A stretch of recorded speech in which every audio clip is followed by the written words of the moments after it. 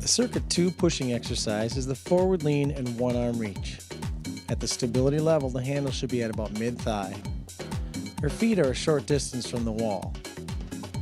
Cindy's just going to lean into a one-arm push-up with the other arm extending forward from the shoulder.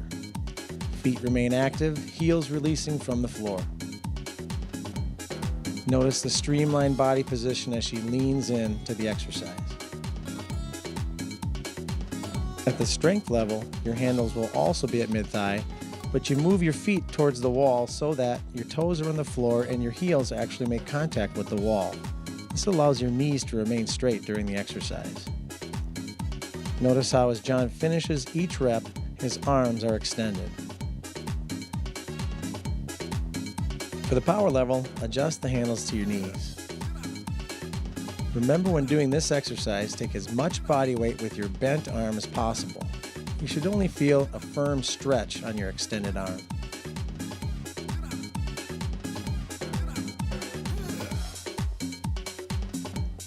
The pulling exercise in Circuit 2 is the assisted pull-up. Adjust your handles below your chin, exactly where a bar would be as if you were doing an actual pull-up. Your knees and toes go against the wall. Extend your arms fully in between each repetition. Notice how Cindy's keeping her back straight, and she's helping herself as much as she needs to with her legs to perform the exercise.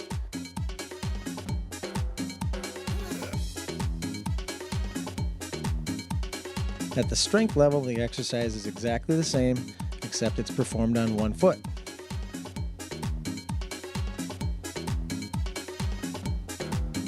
Since it's a single leg supported exercise, you'll have to switch feet at the halfway point.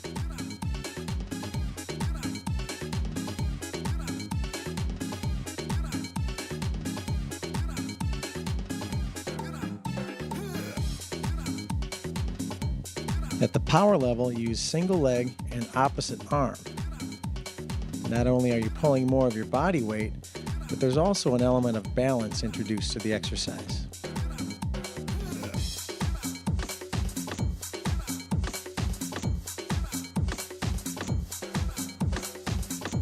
The core exercise is the hip sway. At the stability level, the handles are adjusted to sternum height. Cindy also has her feet about 1.5 feet out from the wall.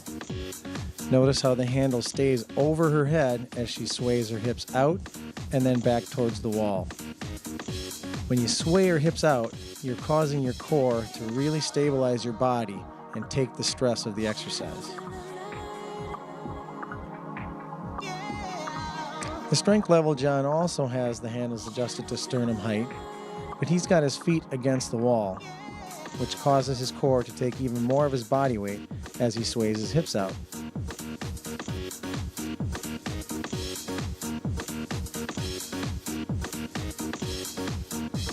At the power level, the handles are adjusted to belly button or waist height.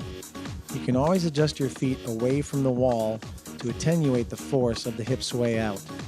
Remember, you want to train your core, not strain your back.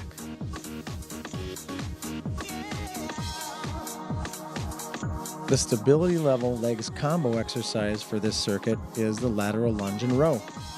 Cindy's taken a wide stance. After adjusting the handles to about belly button height, she's going to get a little pull after each lunge. Notice how her toes are facing forward during the lunges and both feet remain flat. The strength level exercise is the alternating lateral lunge and row. This exercise requires more push from the legs and more pull from the arms. Notice how John's getting full extension from his arms with each lunge. The power exercise is lateral bound and row, which also requires the handles at waist level. Begin by taking a step to the side and shifting your weight to your outside foot. Start with small bounds and only increase the amplitude if you can land softly and maintain good balance and control. Remember to keep a safe distance from the wall when performing this exercise.